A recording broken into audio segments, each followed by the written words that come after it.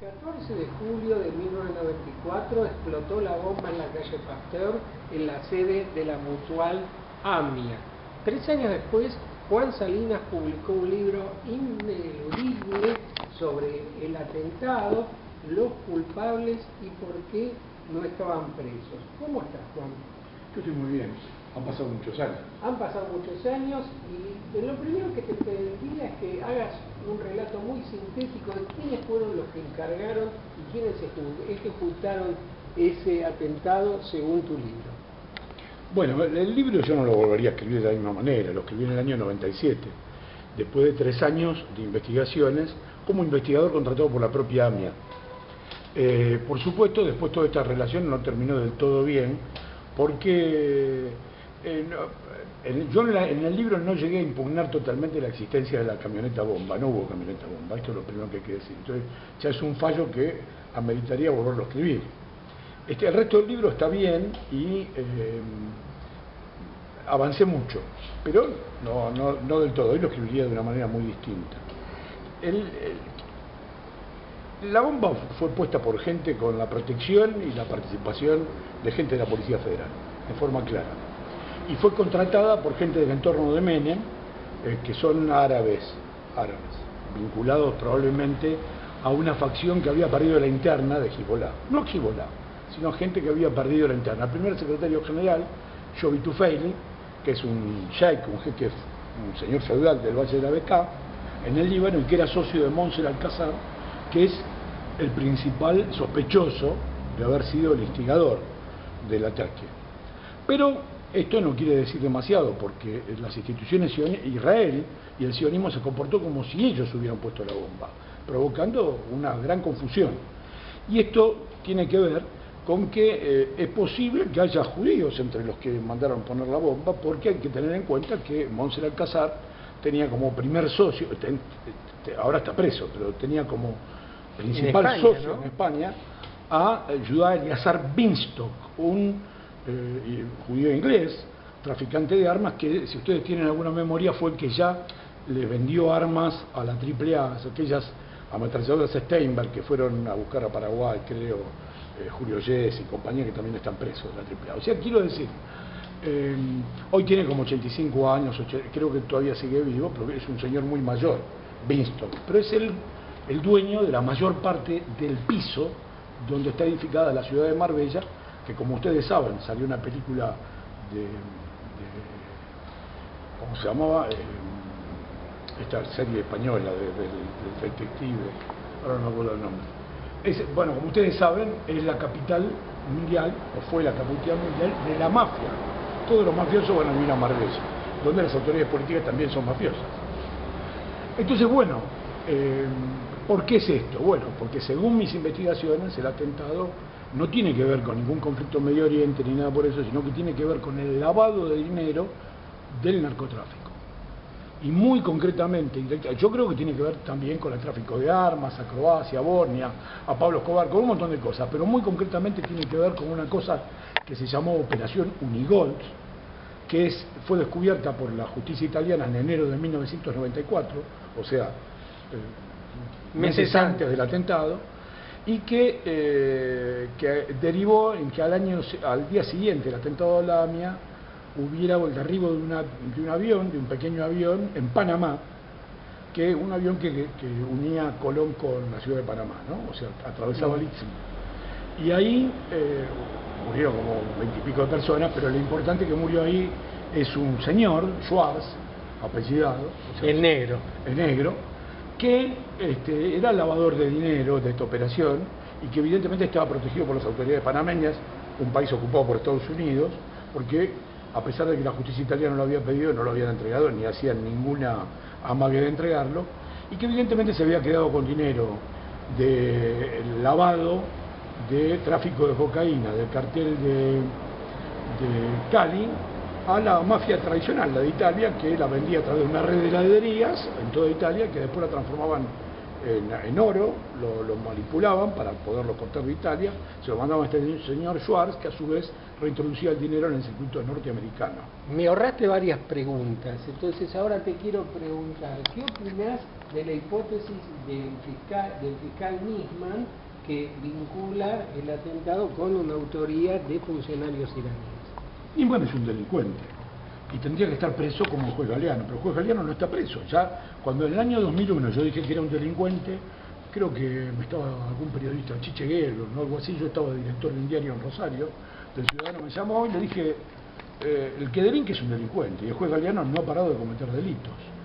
Y todo el encubrimiento de la primera parte del expediente se debe a la culposidad de Galeano. Totalmente, hubo un silencio. Eso está muy claro. Hubo un silencio en la radio, porque claro, muy fuerte decir que un juez federal en funciones sea un delincuente. Entonces él me dijo, pero no tenés miedo de decir eso. Le digo, no pasa que no encuentro otra palabra. Alguien que comete muchos delitos es un delincuente. Bueno, el fiscal Nisman, hace muchos años, que con una cosa que es menos seria que el libro bestseller de Fontana Rosa, que también es de países exóticos, se dedica, por encargo de Estados Unidos y Israel, y con el aval de la CIDE, Argentina, se dedica a tirar la pelota al córner y a inventar una historia falsa para distraer a la gente, siguiendo al gran genio en todo esto que fue Carlos Corach, que no está ni siquiera procesado. Y da clases en universidades británicas. Sí, de todas maneras lo tienen bastante cogido por las tarlipes por el tema Siemens. Pero, digamos, Corach ha sido el tipo que por encargo, él siempre fue un hombre con muy buenas relaciones con la Embajada de Israel y de Estados Unidos, pero el Menem mismo le encomendó a Corach que desviara las cosas. Y él lo hizo con mucha cancha. ¿Qué hizo? Nosotros teníamos árabes, sirios, que, lo digo todo esto, yo digo esto, estoy totalmente a favor del gobierno sirio, hoy frente a la agresión que está soportando. Quiero aclarar esto, que no soy un enemigo de Siria, pero teníamos árabes sirios, argentinos de origen sirio, que habían... Sí, pero más allá de Edul, porque Edul es un personaje muy menor, quizá lo hayan embocado incluso a Edul, ¿no? Tiene que ver, pero quiero decir, por ahí lo metieron. Estaba metido gente del entorno de Menem, concretamente, que también quizá lo hayan metido, pero estaba metido, tendría que dar explicaciones, largos días dando explicaciones, ¿no? Concretamente yo lo denuncié públicamente ante la Comisión Bicameral del Congreso, en una reunión que desgraciadamente no fue Cristina, Fernández de Kirchner, la presidenta, ¿no? Que era miembro de la comisión. Dije que el que estaba involucrado era el médico de Menem, Alejandro Félix. Bueno, entonces teníamos estos sirios, yabrudenses, del mismo pueblo que Alcázar, y teníamos evidentemente un encargo a la Policía Federal, que había participado en los atentados y en el encubrimiento, porque los dos atentados, tanto el de la Embajada como el de AMIA, se hacen, no hay camioneta bomba, en el segundo caso, en el de la AMIA, hay camioneta señuelo. O sea, mirá acá. Es una planta, sí, es algo que se plantó la camioneta. Mirá acá, ¡paf! Te la pego por el otro lado. Y en el caso, y los dos atentados se hacen aprovechando que los edificios están en refacción. Es decir, se mete material presuntamente de construcción o de pintura, que son los explosivos. El hall, en el vano de ambos edificios, ya no muy adentro, pero lo suficiente adentro como para las explosiones sean adentro. En el caso de la AMIA también hay una explosión afuera, en el boquete, pero es para tratar de imitar que haya cráter, porque si no nadie creía en la existencia de la camioneta bomba. Bueno, dicho esto, me estoy perdiendo. No, la pregunta era qué opinabas, ¿qué hace Corach? Corach dice, bueno, acá donde está Siria, ponemos a Irán. Que era algo que ya habían hecho los autores del atentado. Los autores del atentado ya habían dejado a Irán de movida. Esto es claramente visible en el atentado a la embajada, donde se pone la bomba y aparece inmediatamente un anónimo en la iglesia sueca, en frente del diario Crónica, un anónimo que responsabiliza de una camioneta bomba a iraníes. Que es una mentira, una novela como de Fontana Rosa, esta que decía bestseller. O sea, nada, después se demostró que era todo mentira lo que decía eso, pero queda instalado en la opinión pública desde el primer momento que hay camioneta bomba y que hay iraníes que son los que la gestionan. O sea, que lo de Nisman es una operación de Estados Unidos y Israel. Totalmente. Y después, ¿qué hace Corach también? Dice, donde está la Policía Federal, ponemos la Policía de la provincia, porque en ese momento era un momento de gran pelea entre Menem y Dualde. Y después porque la Policía de Provincia era una banda de forajidos, total, la policía de aquel momento, de bonaerense, entonces una mancha más que la hacía Tigre. No ha cambiado mucho. No, pero en aquel momento era desaforado porque era una organización de recaudación centralizada, con COSIC, donde Riveri era el recaudador. Entonces le echan la culpa a Riveri, que era un tipo que tomaba tomate y decía, me tenés que pasar plata, si no te corto como un queso, ¿entendés? Todo el mundo estaba dispuesto a pensar que ese señor podía tener un montón de delitos. Pero Rivel incluso tenía una amante judía, quiero decir, no era especialmente antisemita, estaba a por el dinero, como dicen, ¿no? Pero bueno, esto es otra historia. Entonces cambió. Entonces, el remache de ese cuchillo, donde acá sacamos a Siria, pusimos a Irán, acá sacamos a lo federal y pusimos a la bonaerense, el remache de ese cuchillo era Teseldín, que era que estaba preso. Y entonces, claro, dejando la Teseldín ahí, en el medio, uno puede hacer la ficción de que el cuchillo es el mismo, que le haya cambiado el mango y la hoja. Y esto es lo que pasó. A partir de ahí, entonces volviendo a Nisman, lo de Nisman es absurdo. Claro, hoy Página 12, Raúl Goldman, ¿viste? Tienen que salvar un poco la situación porque ahora están diciendo negro cuando antes decían blanco. Lo que pasó fue que hubo un acuerdo. Acá hubo un acuerdo, esto lo dijo Berbisky. Hubo un acuerdo político. Vino Israel acá, le dijo a Menem que había que hacer un acuerdo. Menem mucho no entendía por qué, pero después lo entendió. Entonces hicieron un acuerdo y decidieron hacer un acuerdo. Y en esto entraron como caballos, o sea, los puntales fueron La Nación y Clarín. Y Página 12 en aquel momento también, porque Página 12 en aquel momento, si te acordás, era por vía directa o indirecta de Mañeto. No sé si de Clarín, pero sí de Mañeto. Entonces Página 12 entró también, vía una serie de periodistas que no los quiero nombrar para no provocarle mayor vergüenza. Entonces todos estaban de acuerdo en una versión falsa. La prensa que nosotros leemos, y uno decía, son distintas campanas, Clarín, La Nación y Página. No, eran la misma campana, y todos estaban en sostener a Galeano, que después fue preso, y los periodistas quedaron impunes, como siempre. Y ahora, la última pregunta. ¿Cómo ves el acuerdo con Irán? El acuerdo de estos días. La verdad que Cristina me parece... A ver, yo en términos de buscar defectos a Cristina se los puedo encontrar mucho. No se tendría que pelear con Darín, a veces tendría que hacer la boca en algunas cosas que hacen. Es un ser humano, infalible como tal. Ahora, la verdad que es un lujo. Y lo que ha hecho es tratar de enmendar las macanas que se ha hecho antes. Ella hizo macanas, porque por ejemplo firmó el dictamen que dice que con la comisión bicameral de que existía la camioneta. Pero después, como es una mujer muy inteligente y preparada, se dio cuenta cómo es la situación general y están tratando de arreglarlo. Irán, que yo sepa, me puedo equivocar, pero no hay ninguna prueba contra Irán. O sea, si Irán tuvo que ver, no hay ninguna prueba.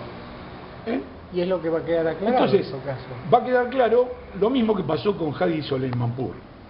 Cuando que fue a Londres. Claro, fue a Londres, lo detuvieron, de Interpol, al embajador iraní, le pidieron la remisión de pruebas a Nisman mandó la prueba, les agarró una carcajada, los jueces de Londres dijeron, este tipo está loco, lo soltaron inmediatamente y lo tuvieron que indemnizar. Sí. El tipo hizo juicio contra Inglaterra, contra Justicia de Inglaterra, y tuvieron que pagarle 250.000 libras, o no me acuerdo, un montón de plata, por el mes y medio que había estado preso.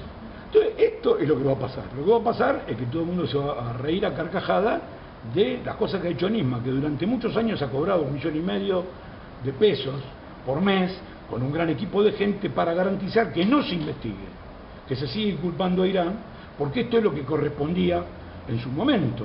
Era lo que quería Israel y lo que quería Estados Unidos. ¿Qué pasa? Que el presidente Obama ha cambiado de posición. El presidente Obama, que no es ningún santo, que se dedica a matar ciudadanos estadounidenses con drones, o sea, que no es ninguna palomita, pero que de todas maneras no está tan loco como para querer justificar lo que quieren los halcones de Israel, que es un ataque en regla atómico contra Irán. Y particularmente los locos que gobiernan Israel, que están más o menos en lo mismo. Totalmente. Bueno, Cristina se dio cuenta en el aire y dijo, bueno, acabemos con esta farsa. Si Estados Unidos, el vicepresidente Biden, negocia con Irán y dice que no quiere hacer la guerra, que todos quieren volver a un statu quo, de lograr alguna forma que evite que el mundo se empeñe en una tercera guerra mundial, que sería la destrucción asegurada de todo el mundo, y además viendo lo que está pasando en Siria, que los libertadores de Siria, como antes lo de Libia, están matando niños con bombas en el centro de Damasco todo el tiempo. Entonces, bueno, viendo este despropósito general que hay, Cristina dice no.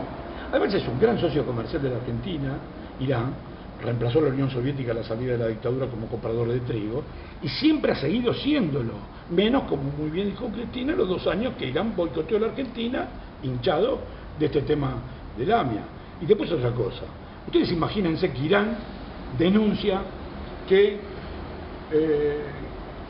Carlos Corach, Menem y qué sé yo, son partícipes de un plan sionista norteamericano y que eso ha derivado por una bomba en Teherán, donde Corach y Menem no han estado nunca, que es lo que pasa con estos acusados. La mayoría de ellos jamás han pisado la Argentina. Entonces pedimos la extradición. Todo el mundo se le reiría acá. Dice, de estos iraníes están locos, ¿por qué piden la extradición de gente argentina? Porque son ciudadanos argentinos, nunca estuvieron en Irán. ¿Con qué prueba las piden? Esto es lo que hace Irán. Lo que hace Irán es totalmente lógico. No puede entregar a sus ciudadanos a un país extranjero porque hay un fiscal que dice cualquier cosa. Dice, tengo esta llamada por teléfono, entonces esto prueba al otro. Son todas conjeturas como aquellas de Rogelio, aquel personaje de historieta hecho en... Rogelio Razona. Rogelio, el hombre que pensaba demasiado. Rogelio Razona. Que era de Landrú ese personaje. Claro, que lo hacía inspirado y tomándole el pelo como una broma particular, un gran periodista que es Rogelio García Lupo.